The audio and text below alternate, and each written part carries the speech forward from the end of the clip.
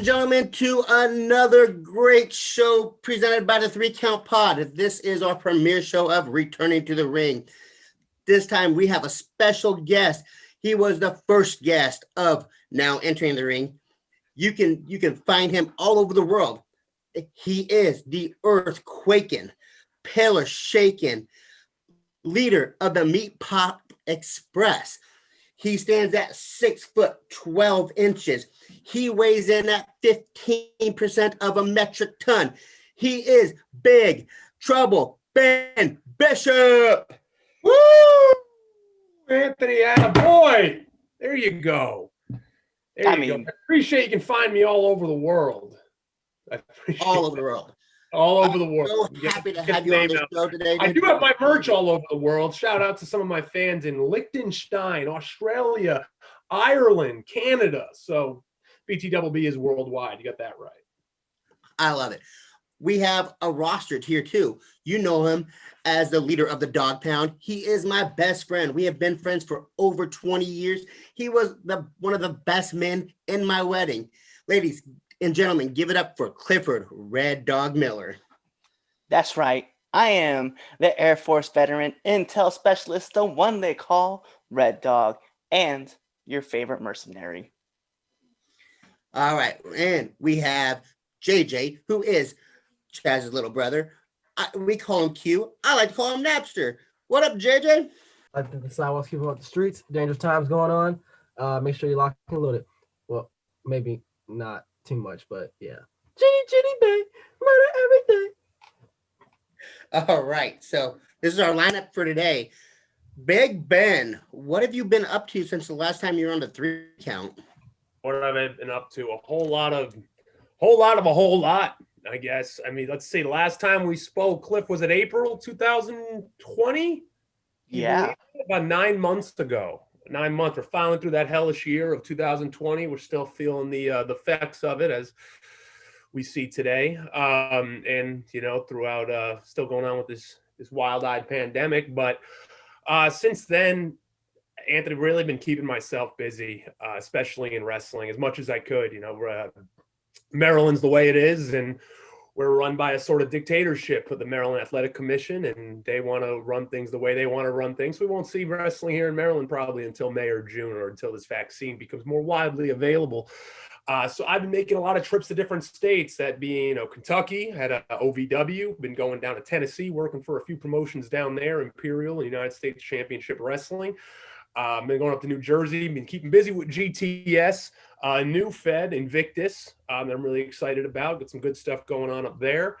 And then on the social media side, been trying to keep myself relevant, linked up with Brandon Walker from Barstool Sports. So shout out the Wrestling Podcast, wearing the merch right now, supporting the brand. I got to go up there, film some content with him, and we got some things cooking. Hopefully starting working together again this year and into the spring and summer. Now I'm talking a little too much, but I'm really excited because, you know, last year was my first year officially as a working professional wrestler. And now I'm ready to really hit 2021 head on, because I think this is going to be a really big year for me, growth professionally, personally, within the wrestling business. And I really can't wait. So I hope you can tell the excitement in my voice, because it's there. And I really want to make sure I'm showing that throughout this interview. Yeah, absolutely. You can't talk too much. This show is for you. This is about you. That's how I like. Just about me. What do you want to do? What do you want to accomplish, I should say? What do I want to accomplish this year? I mean, that's a big question. And you know, really, from what you hear from a lot of wrestlers, you know, they'll say, I want to work this person, I want to work that person.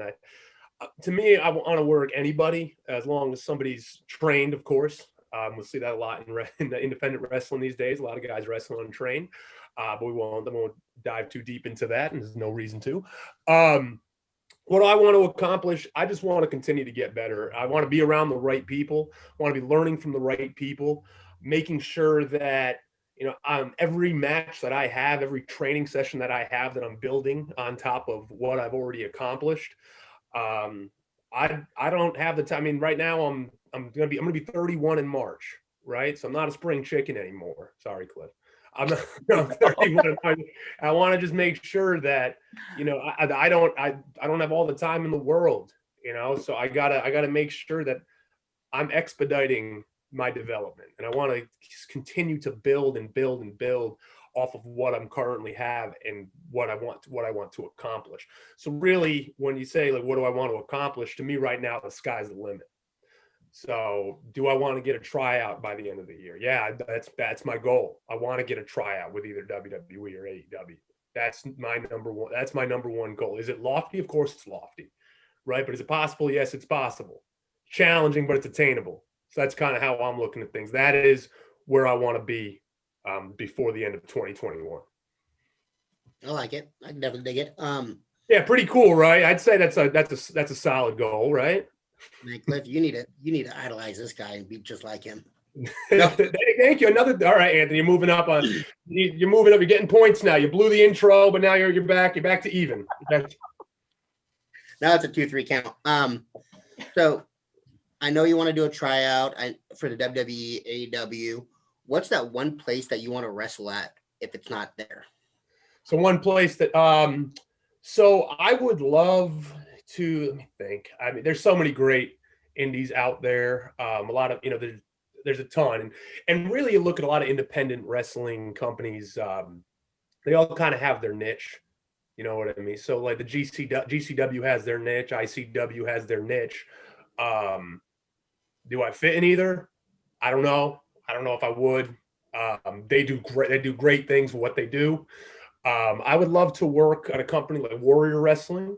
You know, I've seen you've had him on the show. Beastman has worked there a few times. A lot of good workers there, a lot of good wrestlers there. Would love to go out there to Chicago. Would love to start branching out to the West Coast as well, if any companies are running out there. Florida, Texas. A few have been on my radar. SWE, which is starting up soon. They're going to be on TV, similar to kind of like what OVW does. That's run by Teddy Long, Kevin Sullivan, down in right outside San Antonio. So hopefully 2021 I can get there as well. And then you, of course, like right in the backyard, right? Ring of Honor. That'd be pretty awesome. Would love an opportunity to work there. Been backstage at a Ring of Honor show back last February. Oh, cannot believe it's already been a year. Met a lot of the guys. Delirious, his name is Hunter, but Delirious was kind enough to invite me backstage. Met a few of the guys, talked to him for a little bit, kind of saw the feeling of what kind of they're doing back there. Met Nick Aldis, and if anybody ever says like what a guy looks like as a world champion, there's nobody in the world that looks more like a world champion than when you see Nick Aldis backstage. I'm comfortable enough to say it. One of the most attractive men I've ever seen in my life in person. Dan wears a suit. You know, I was almost like starstruck and blown away seeing him. There were a lot of great looking people, but Nick Aldis, he stole the show. Stole at least in the backstage. So yeah, there's, and like I said, I mean, it's a long-winded answer. Our answer doesn't really need to be that long. I want to work anywhere that, you know, I could just continue to get experience. But some of those I just mentioned are the ones I kind of have on my radar. I got you. So I have a few more questions, but this isn't a one-on-one. I've seen how tall you are. I'm not trying to fight you. So Yeah. I'll pass it on to my co-host here, and they're going to give you a couple questions too. Go ahead, Cliff. What you mean this isn't a one-on-one? You act like you have to be afraid. I've taken this man on one-on-one. He has Granted, a few times. I was like, granted, I haven't won yet, but it doesn't mean I'm afraid to sit back and not take this challenge on. Taking the back bumps, 40 back bumps in a day. Oh my God, man, that was not fun. I woke up the next day, like I was still trying to I felt like it's crazy that you mentioned how you're 31 and like obviously like, you know, we've talked about age, like I'm 35 and I felt like I just turned 60 overnight. Thanks, James. Yep. Whatever Ellsworth says, you got to do it, right? Right. I was like, so we've seen you kind of like grow, like you and I like have just sat back and we've had conversations like in training, out of training, like we've just had all sorts of conversations, like, and we've seen like a growth that you've had from like your debut show at ACW, which, you know, I don't know how Lou doesn't mention that you're one half of the ACW tag team champions, but all right. Lou, you lose, now you're back down again. Now you're in the negative. could have said everything out there about the OVW, all that, but that's not for me. That's for him to let them know. I am probably one of the longest reigning ACW tag champs. We haven't defended the titles once, but we're the longest reigning, and we're coming up on a year in February 28th, and I have it somewhere. The title's in here. What's been like the biggest change that you've noticed in just not just you, but like in your wrestling and in like so anybody training for professional wrestling, there's a few hills, right? And Cliff, you know this, right? What's the very first hill? Like probably the biggest, we'll call it curves, right? The learning curves. But the very first curve that you have as a pro wrestler is that really like learning the bumps, learning the rolls. If you've never done it before, you've never been a wrestler, or you've never done gymnastics, it doesn't come easy. It doesn't come easy to you. Also, when you're a 7-footer, it's not the easiest thing. It's not what I'm used to as a former basketball player. We never had to worry about anything like that. So that's like kind of the first learning curve, and you kind of get to that about. You're always learning it, but you say you're like, all right, I'm past that by about the 2-month, 3-month mark. Right, where you're like, all right, I feel so comfortable with my bumps and my rolls. Then that next curve, you start working matches and you start working practice matches. And now you're like, how long has this match been going on? 2 minutes? That's it? And you feel like it's been going on forever, right? So really the next learning, what I felt like over the past year is learning how to work a match smart, working in a way that you're working smarter, not harder. Because when you start a match, you're so excited in your first match, and you're going 100 miles an hour, and you're nervous and you're shaking, and you're like, you're gonna blow yourself up real quick within 2 or 3 minutes. What I've learned is that how to work a match, and I've been so fortunate to work with guys like James Ellsworth teaching me the psychology, working with Nick Taylor, Sickened. Teaching me like the psychology that he learned from his trainer Ruckus, and then Jimmy, who learned from Axel Rotten, who was RIP, but was known when he was living as one of the greatest minds in wrestling, a very underrated mind. A lot of guys have said about him. So learning kind of the smart way to put together a match, and I feel like in the past year, I've noticed I can do that a lot easier. I don't have to really focus on calling a full match with my opponent. We can kind of talk about things more in the ring. I've been noticing that in the last few months when I've had matches, things are becoming a little bit more fluid for me. It's not as rigid. It's not as like waiting. Still, I'm working on my timing. I'm working on my footwork. There's still a lot to work on. I'm not saying I've mastered anything besides being just real tall and good looking. Besides that, I haven't mastered anything yet. So as I said, I still have a lot to work on, but over the past year, I'm kind of getting to that peak of that. I don't want to say peak, but I'm on the incline of that learning curve, and I'm on my way up. Right. No, that's good though, man. Cause like, I noticed, like I said, like watching you like over the year now, right? Like just the confidence that you have, like it's just growing and growing and growing. And like you said, you've picked the minds of like some of the best people like that you've been around. So I'm just interested in seeing like, you said like by the end of this year, you said you wanted to get into like a tryout, right? Whether it be like with WWE or maybe, AEW, ROH, SWE, you mentioned perfect because, we do want to give big shout outs to Jazz and Roddy Mack because they're out there as well. Yes, they are. But were they on the podcast? No, not yet. Not yet. We sent out feelers. Hopefully they're watching. We can get them. But in the West Coast, I'm curious, man, like going out west, what's like that one area that you're like, I have to hit that spot? I would love to work in LA specifically. I know like PWG isn't around anymore. But I know there's a few places out there. I wouldn't probably be able to, like Championship Wrestling from Hollywood. One of my favorite wrestlers right now, and I think he'd scoff at being called a wrestler, is RJ City. I think he's one of the most entertaining wrestlers in the business right now. I know he works there. There was a guy that worked. He was at a show. Cliff, you probably met him. Will All Day works out there as well. Yep, at the ACW show. I'd love to get out there for that. They do a lot of, there's a lot of character work, and the wrestling's great, but also, it's like it feels like the full package. It feels like a show out there as well, and I want to be involved in that. So I'd love to get out there. Really, anyway, I just want to expand. It doesn't matter what the company is. I just really want to expand my reach, continue to make a name for myself in this business. I don't want to be secluded to just the Mid-Atlantic, the Jersey, Maryland, Pennsylvania, West Virginia. I think a lot of people do kind of get into that trap of staying here and not being able to branch out. And I don't want that to happen. Like I said, not a spring chicken.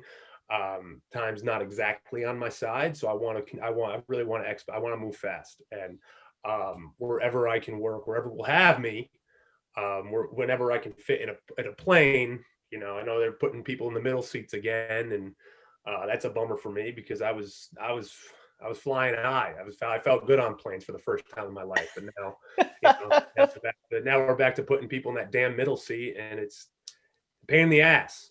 Not great. So knock it off, Spirit. Yeah, right. Exactly. So, so no, like I said, any plane, and I don't fly Spirit, so I'm going to stop you right there. No Spirit. No, come on. Yeah. Hey, man. No Spirit. We know. Southwest. We know. I think we know. Okay, some companies, hey, we got to save money. Okay, we're gonna fly you, but we're gonna put you in coach on the cheapest airline we can get you. Again, I'm not bougie by any means. I'm not high class, but I'm 7 feet tall, and Spirit doesn't work. You got to spring for the little extra leg room for the big guy. So I'm very curious because we've had other promotions on the show, right? So I know you're gonna be working with Invictus, right? That's one of our other favorites that we've had. Alex, a great guy. Yep. And then you mentioned Game Changer. I'm very curious, man, because we want to expand as far as possible. We want to help you get it as far as possible. And we know, Jeremy Gomez pays attention to our show too. So shout outs to Generation Championship Wrestling. So we want to definitely see, we want to see like where we can put you, man, to help you expand. So wherever you want us to try to get you, man, we can try to reach out and grab feelers. Because if you need a 7-footer, if you need a guy with a great smile and even better handshake, and a guy who's just going to come in and needs more than a hot dog, but you need that, I'm your guy. But remember, not Spirit. All right, well, I'll pass it over to Q and let him answer you some questions too. Okay, I'm over here dying. All right, professional. All right, cool. Got the little jitters out the way. All right, so Mr. Big Trouble Ben Bishop, I want to ask you personally, what is like your ritual for when you're on the road? Like, what is like your favorite tracks you like to listen to on the road? Interesting. Well, I'm usually in the car a lot of the times. So tracks, you mean like music? What I like to listen to, or what do I want to do before? You can name any music you want, like genre. All right. So this is what's funny. So usually I'm in the car, traveling to places with James Ellsworth. And if you ever have the opportunity to do that, be ready to not listen to any music and just hear him talk the whole time. So you just gotta make sure that you hear him. Nothing wrong with it, but you're not gonna listen to anything. We do jam out every now and then, Blink 182 and Offspring. He'll play Offspring because that's his favorite band of all time. Oh my God, that's his thing. He has a tattoo of Offspring as well. He marks out big for them. But for me, I'm a big fan of like new metal. So some of my favorite bands ever, Linkin Park, Disturbed, also a heavy metal fan. So I'm a Disturbed fan. But I kind of listen to everything. I know it's kind of a lame answer to give because everybody says that I listen to everything. I'm not really a fan of country. My wife's not a fan of me saying that. But I do enjoy like late 90s, early 2000s, new metal, heavy metal, especially, I would tell everybody what got me into it was wrestling, entrance themes. Limp Bizkit's a favorite of mine. I actually enjoy Nickelback. I enjoy Creed. It's not a joke. It's not ironic. I enjoy those bands. So, but yeah, I don't really have too much of a ritual before matches. You know, I tried like my first few matches, I would be like listen to music and go in a corner, but I'm like, you know what? It might work for some people. I'm not taking the Kurt Schilling approach of like, I might have dated a few of you, maybe just you, Josh. I'm not gonna like not talk to anybody or need to like go away and like, you know, clear my mind. I'm kind of loose before matches, and that's kind of how my character is. So, you know, I just kind of I take it easy, try to get off my feet. Depending on where I am on the card, just do a quick stretch, push ups, squats, get the blood flowing a little bit, use some resistance bands. But really, for me, it's all about just staying loose. You know, I when I played basketball in college, my ritual was always, you know, I'd always work out really hard before a game because I felt like I needed that just to get like the jitters out, and I'd always be like real nervous and not loose, and you know. But for wrestling, it's so much different because you got to be loose. You can't be so rigid, and you know you got to make sure you're working in a way that's that works for you and your opponent. So yeah, nothing really major, I'd say. Nothing specific. You started speaking of jitters, and I instantly thought about back when I would play football. You always get nervous. There's like the little butterflies in your stomach until you get knocked. Then when you get rocked, and you're like, oh, okay, we're good now. Yeah. And then you're speaking of the blood flowing. What have you been doing to keep yourself in shape? I know it must be hard with you being a 7-footer and big trouble Ben Bishop. You know, what do you do to keep in shape? I really want to know. I'm interested. So really for me, I've never really, you know, through my life, never been really like a body guy, right? So I've always had to always like really work hard to keep in good shape. I've never just been able to one of those guys who can work out for a week and all of a sudden, you know, rip with a 6-pack and muscles and all that type of stuff. So is that you, Cliff? No, man. I'm so... did you have that? Were you at one point though? I was when I wrestled. Yeah, being one of those pieces of shit guys that could do that. Yeah. Yeah. So what I did. So no, I couldn't do it. I can never. So really, with me, I've, you know, starting in college, really, maybe you can say a little bit of high school. I went to a prep school for basketball. We'll date it back to then. Always had to like really work hard on my body. I was always, you know, a little bit overweight, I'd say, for basketball. I've never, you know, the best shape, just being a bigger guy, and you know, I had to run with guards and all that type of stuff. And you know, I was always the last one in sprints or second to last, maybe a good day third to last. So I always had to kind of work a little bit harder. I've had a lot of injuries as well, so I always was kind of in the weight room rehabbing and all that. But I did learn kind of the advantage, you can call it the advantage, or I did learn kind of how to work hard and what I had to do. So I really do believe in working out 5 to 6 days a week. There's been very few times in my life since I've been 22 or 21, 22 years old where I've taken more than a week off from the gym, or just working out in general. Obviously I had to take 3 months off this year, but about like I'd say no more than a week in the past 10 years from working out. And I've had to, because I can get out of shape like that. Like if I take a week off from working out and eat like shit, like that last 6 months of work will be all for naught. So right now my routine kind of looks like, you know, call it new year, new me shit. But right now what I've started to do is I don't count my calories, but I make sure that I am getting enough of the clean foods that I can eat. Like I just had cauliflower rice and salmon for dinner. I drink amino acids, green drinks. You know, I take a bunch of vitamins. I'm chock full of shit. I'm like a cocktail walking around with a Long Island iced tea. You know, I got a bunch of shit in my body. Right? Nothing illegal. Let's start. But before we say nothing illegal, no steroids. I'm all natural. Oh, this was natural. Magnesium, vitamin B, vitamin D, all that kind of good stuff. I use a lot of the Max Effort products. So shout out to Corey G and Max Effort Muscle. I love their stuff. Finally found a product line I love to use. They don't sponsor me, so that's an unpaid ad. But in the gym, you know, I really follow kind of an athletic hypertrophy type of method, hypertrophy, whatever you want to call it. My method includes kind of 2 days, like heavy pull day, heavy push day, then a lighter day on push and pull as well as a leg, and then one day that's kind of more about just like, you know, pump arms or cardio. My cardio, I try to do 2 or 3 days of high intensity interval between 15 and 20 minutes. Other days I try to get in about 30 to 40 minutes, so doing like steady state cardio. Each gym session, I try to be in there no more than an hour and a half. I think after that, you're kind of pushing it a little bit. You're doing a little too much. So I got to hold myself back sometimes.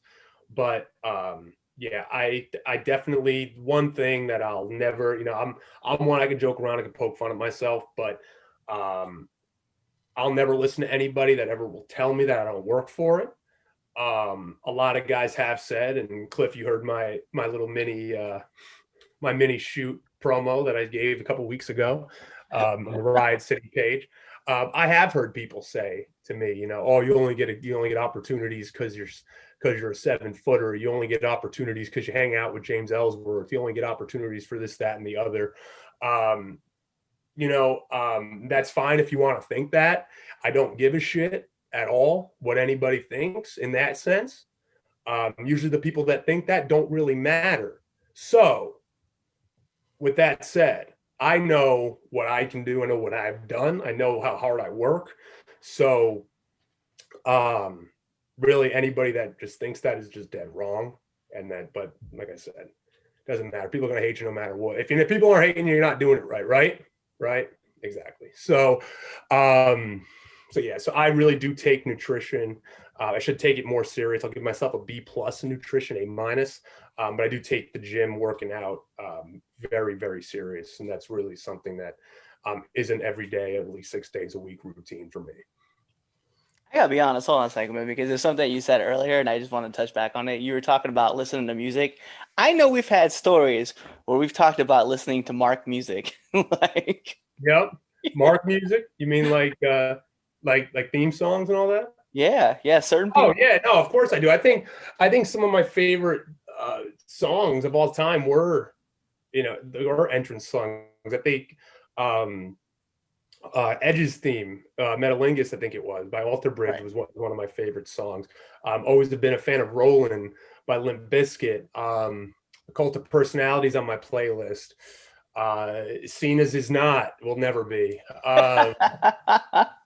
Nothing against it, but no, it will never be there. And some new ones. I like Kenny Omega's theme song. I like Hybrid 2's theme song. Cody's is fine.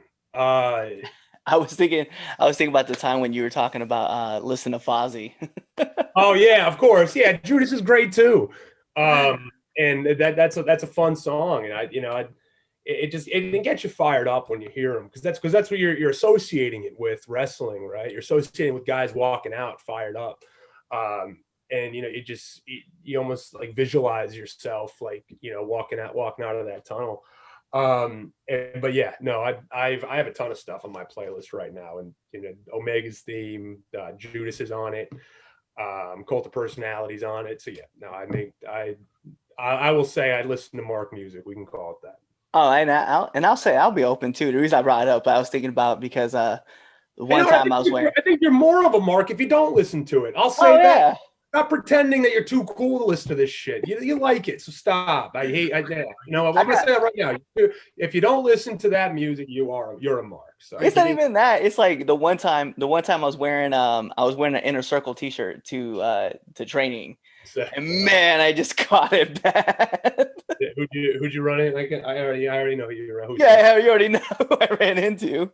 He's like, "What are you doing wearing that Mark shirt around here?" Well, that's a different story. I remember I showed up with we were going to a show, and I showed up in a WrestleMania sweatshirt. I was like running out of the house, and I just grabbed it and put it on. And Kane was on the show, and he said to me, "Oh, you got a Kane mask? You're gonna get signed too, Mark?" So I took it off. I didn't wear it. I was cold the whole night. Just I took off the sweatshirt. You should, I know. I was like, as soon as he told me it too, because he told me the story about like what happened with him, and I was like, we're not gonna mention his name, but it's gonna be heavily alluded to. Like everybody's gonna know who we're talking about. Yeah, But he's talking about the first day that he showed up to training, and he had a Hardy Boy necklace on. Yeah. He learned quick. No, and he says it because that's how he learned, and, Yeah. and that's how it goes. It was funny though, Lou, like to tell you like a fun side story about. So I show up to practice. I think it was like a Sunday morning. You were there, and I was wearing Ben's t-shirt. And as soon as I pulled up, I stepped out. I looked at the window. I took his shirt off and put on like a Batman t-shirt. Went to practice. Like I I'm got not a being made fun t-shirt, of for so I don't this. blame you. My t-shirt's very comfortable. It is. What a dick. I had to. I was like, I'm not being made fun of because I'm wearing Ben's shirt. Yeah, no, you didn't want to do that. Oh yeah, well, if that was the case, unless you're wearing his shirt, if you were wearing his, everything would be fine. Absolutely. Right? Let me tell you, all of us are marks. I wear Duffing Season shirt, which is Chaz's shirt, pure ignorance. I have a Studio 22 shirt that I wear. I got this shirt. I got the Red Dog shirt. That's all I wear all week.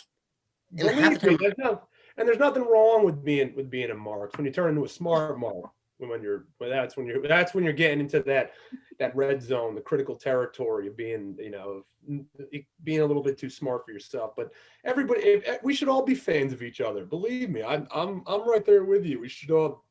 And that's what the wrestling business needs. Now to get on a spiel about this, that's what the wrestling business needs. It needs people that are fans of each other, and we're not competing.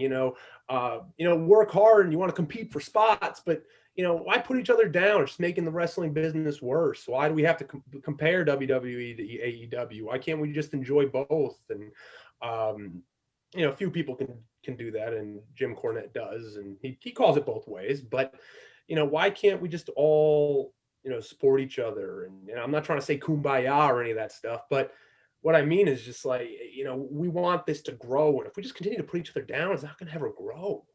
We've seen drop-offs, right? In the past 20 years, we've seen a big drop-off in fans, and so, and part of that is because, it can get toxic and people want to put each other down and not support each other. But so to your point, Anthony, I think we need to continue to, like wearing just little things like that, wearing shirts, sharing things, liking things, retweeting, all that good shit. We need to do that, and so we can build wrestling back up to where it was. Absolutely. Rant over. Welcome to his TED Talk. Oh, I could. I'm only like a year and a half in. And I feel like I could already give a pretty good TED Talk on independent wrestling. All right, JJ, what else you got for him? Josh, JJQ, what do you go by? Honestly, I get called everything. Honestly, you can call me anything but late for dinner at this point. Oh, hey, now that's good shtick. So, any good belly busters, Q? Woo, you got all, yeah. All right, bud. I ran to that one. All right, so Richard Pryor, keep it going for us. All right, so here we go. So now let's go back to young wrestlers. If there was someone who was like really, really interested in wrestling, what match would you show them? Like 3 matches you would show them. 3 matches I would show them. So it's a really tough question. Good question. It's a tough question because there's so many different styles of wrestling. Okay, so you got, obviously, you got the strong style, you got the lucha, you got the technical, you got the shooter type of style, brawling, big man, power. So what kind of person are we talking about? Just someone who just is interested. All right, somebody that's interested in wrestling. Well, I think one of the first matches I would show people if they're interested in wrestling, I'd probably show them one of the Taker Shawn Michaels WrestleMania matches, either 25 or 26. Probably 25 the better. I think 25 was better. I'd probably show them that. WrestleMania 17, I'd show them the main event of Rock and Austin, but I'd also make sure that they watch the full highlight recap. I think one of the best recaps ever, or we could call highlight video before the match, the pre-match promo video that they played. I think "My Way" by Limp Bizkit was the theme song to that. I just watched it a couple weeks ago. I did a 4-hour bike ride watching that whole thing. I felt it the day after. So, but yeah, so that was really all around, and I'm not gonna be a mark and call anything and give star ratings. Wink to the camera. I'm not gonna do that, but I think that was one of the best builds, and just everything that happened in that match, kind of the double turn at the end. So that would be number 2 after Michaels Undertaker. I'd say Austin Rock, and number 3 to really get people hooked in to wrestling and just kind of learn. I'd probably, it's a tough one, but I'd probably go with, I would say, and this is pretty interchangeable, but I would do that early, and I'd show them almost anything from around that early 2000s SmackDown roster involving like Edge, Kurt Angle, Rey Mysterio, I think Chavo, I think Benoit was involved in that as well. Those guys, I'd probably show them that, like, I think they call themselves like the SmackDown 6. Any matches between those 6 guys, I would really show them, because I think all those guys really brought it in all aspects of wrestling. You had like the technical wrestling from guys like Guerrero, the ring positioning, the ring psychology from guys like Edge. You had the high flying from guys like Rey Mysterio, the technical ability from guys like Benoit and Angle. That's probably the anything from that era, I would probably show them as well. Not bad list. That's interesting. Interesting indeed. Well, you got everything there, right? You got Undertaker, you got a big guy who works like a big guy, I mean, the way a big guy should work. Yeah. You got Michaels, who's a showman. He was able to kind of almost all around do everything, but probably the greatest showman, greatest seller of all time. Then you have the technical ability, the guys I just mentioned. You have the star power of guys like The Rock and Austin, who didn't have to do a lot in the ring, but got over with kicks, punches, a Lou Thesz press and a spine buster and a rock bottom and a stunner. And that's really it. If you watch that match, they didn't do much more than that. So he teaches people like, this is, what professional wrestling is, and what it can be when done the right way. I wholeheartedly agree with that. I agree. But of course, that's a broad answer. If I wanted to get specific and you told me the type of person asking, then it would probably get a little bit more specific with people to watch. Yeah, honestly, I don't watch the same people. I don't watch the same people Cliff does. I know Cliff, you said you watch guys like the Benoits and the Angles and the Guerreros, and I watch the matches, but I don't watch them a lot. I'm watching guys like, and I know it's a joke, but Al Snow at OVW told me this, and he said Nash is one of the best big guys ever. People make fun of him and say he wasn't a good wrestler, but he was. He worked like a big guy, about how a big guy should work. So I do watch the guys like Nash, Sid Vicious. I watch, like, obviously Kane, Undertaker are always up there as big guys. Big Show.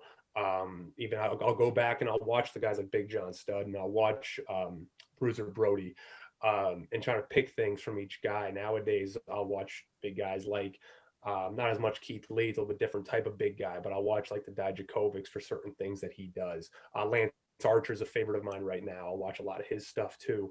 And of course, rest in peace, Brody Lee, watch a lot of his stuff.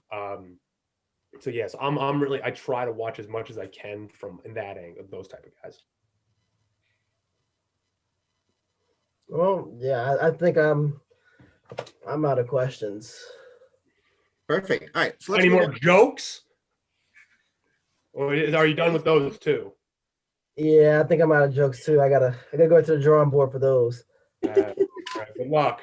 You gotta draw nothing. Just look in the mirror, bro. You see the joke. Oh. Boom. All right. Let's move on. Let's move on to the next segment. So we're gonna play a little game. It's called Submit, Pin, or DQ. I'm gonna fire off 3 names. You're gonna choose. You're So is this like FMK? Exactly. Exactly. All right. All right. You ready? Okay. But I need to know the parameters around submit and pin. They're kind of similar. All right, whatever. Just give me the three You names. submit, you Give me the make- three names, and I'll tell you. I don't know. All right, go ahead. So the caveat to this is you got to tell us how you DQ. Okay, so we're talking about about like a match, not in life. We're not DQing them from life. No, in a match. Oh, okay. All right. Actually, I like that a lot better. Like, sort of, I want to see if I can just DQ from life. All right. All right. Let's see. All right, so the first one, Triple H, Darby Allin, and Adam Cole. Hey, babe. Oh, start off with a tough one. All right. Do I have to say how I pin or submit them as well? I got to come up with a match finish for each one. No. All right. Just All right. the- Submit. All right. So let's say submit Triple H, pin Adam Cole, DQ Darby Allin. And I'm going to hit him with his own skateboard. I didn't like skateboard guys because I couldn't skateboard when I was younger. So I'm going to use his weapon against him, get a lot of heat from the crowd, and potentially use Sting's bat that I'm going to steal from him because I don't know how well he can move anymore. I might grab that bat from him. There we go. So that's my pin submit DQ for that. I like it. All right, so the next one, Andre the Giant, Macho Man, and Scott Hall. Oh, okay. Well, I'm gonna pin Andre. Hopefully, after living him over my head, a la Hulkster. Pin Andre. I'm gonna submit the bad guy. I'll tell you out the bad guy. And I'm gonna DQ Macho Man because I was a Ricky Steamboat guy. I liked Ricky Steamboat a little bit before my time, but going back, he was one of the guys I loved. He's one of the guys I love to watch. And he hurt his neck, so I'm gonna hit Macho with the ring bell in the throat and help so and get my guy some justice for my guy Steamboat. All right, my last one for you, brother. Sasha Banks, Penelope Ford, and Sable. Oof. Sasha Banks, Penelope Ford, and Sable. All right. So I'm probably going to have to go. I'm going to be careful what I say. I'm going to have to go with, we're going to have to pin Sasha Banks, submit Penelope Ford. Won't say how. And DQ Sable. I don't know. Do I have to say how I'm going to hit Sable with a foreign object or okay? No. It says, yeah, we don't want to say. Just DQ. Like, we don't want that. We DQ. don't want that Lesnar wrath. No, we don't want to. No, we certainly don't, and that's why I'm DQing. I'm gonna DQ and run away as fast as possible. Rock ain't catching you. All right, so that's it from here. Can you tell our followers and our listeners where they can find you? Where they can find me, make it pretty easy. Twitter, Instagram, I'm at Big Trouble BB. So Big Trouble with a double B. That's on Twitter. That's on Instagram. I'm also on YouTube. If you just search Big Trouble Ben Bishop, I don't post a lot there, but a few of my matches are on YouTube. So if you just search my name, a few matches should come up from places like OVW, places like Invictus, ECW. So you can look on there as well. Other places you can find me in Columbia, Maryland, walking around. You can find me there too. I'm pretty hard to miss. I'm a big guy, 6'12" and 15% of a metric ton is not a guy that you're really ever going to miss. So, yeah. So, and maybe your local bingo hall soon as things open up. I hope so. You'll see me there as well, or an armory, or an arena. Might be an arena. You might see me there too. So keep track of myself, and I said, interact with me. To everybody watching, all the followers at the Recount. A pretty fun guy to interact with. Love wrestling, just like everybody else. I'm a mark for wrestling, and I want to see this business continue to grow. As I grow, I want to see the business grow, and I want it to get back to where we were. It might sound like a pipe dream, but I think it can happen. I like it. All right, so you can find the 3 Count on Instagram and TikTok at 3 Count Pod, on Twitter, the 3 Count _pod. You can find us on YouTube, both our channel and our stream channels. Just got to search us, the 3 Count Podcast or the 3 Count Podcast stream. You can find us on Pro Wrestling Tees at prowrestlingtees.com/the 3 Count Pod. And anything else I missed, Cliff, JJ? No, I feel like you hit it all. Perfect. All right. So for the Red Dog, Clifford Miller, for Q, Napster, JJ, I am Lou, the franchise. Thank you, Big Ben, for coming and being on our first show. We definitely appreciate it. Thank you, guys. I appreciate you having me back on. All right. And be there or be somewhere else.